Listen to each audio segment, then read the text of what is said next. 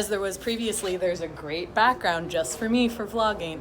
I am back at Montverde Academy. I am here to see the Glass Menagerie. Unlike the last time I was here, where I was attending a musical that I did not know, although I know the story of the Hunchback of Notre Dame because I was a child in the 90s. I know the Glass Menagerie pretty well because although he was not born there, Tennessee Williams spent his formative years in the Midwest and attended the University of Iowa, which is where he got his Bachelor's of Arts degree. And if there's one thing that Iowans love, it's people who could be associated with Iowa. And as somebody who grew up in the Midwest as a proud Iowan, the amount of Tennessee Williams I read in middle school and high school and college was at times overwhelming. And perhaps not the greatest thing, because my love for Tennessee Williams is not strong. But my love for the performers here at Montverde is strong. So I'm going to enjoy Glass Menagerie. If this set is anything to go by, then I'm really into this show. It's beautiful. I love the levels. I love the decor. I'm really into this laundry hanging in the back here. This looks great. It's intermission now. As suspected, here's the thing about Tennessee Williams, okay? He just doesn't necessarily write content I'm really into. It's very slice of life. Glass Menagerie in particular is a memory play, so it's got kind of strange pacing overall, but it's designed that way.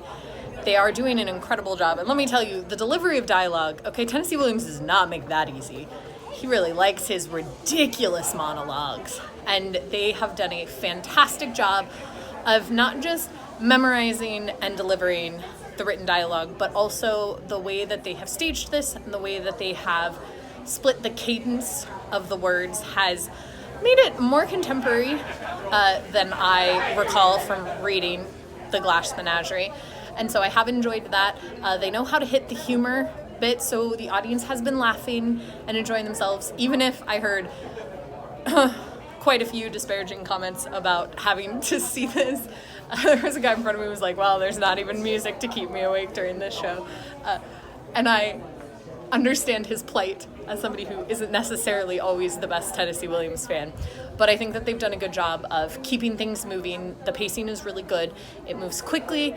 They clearly have worked very, very hard at this dialogue, and they deliver it well.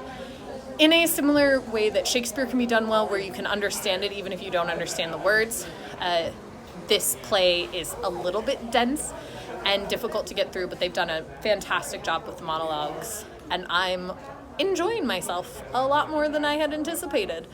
I'm gonna go in for the second half, and I'll meet back with you when I get done.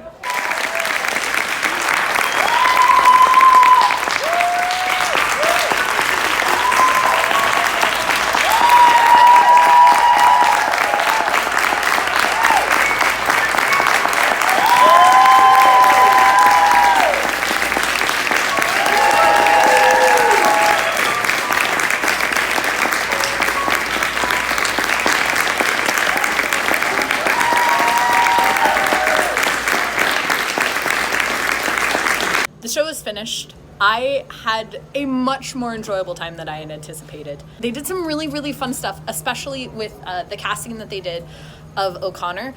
So they played the lines referencing him very differently because they cast a person of color as O'Connor. And so it changed the dynamic of that scene in a really fun way.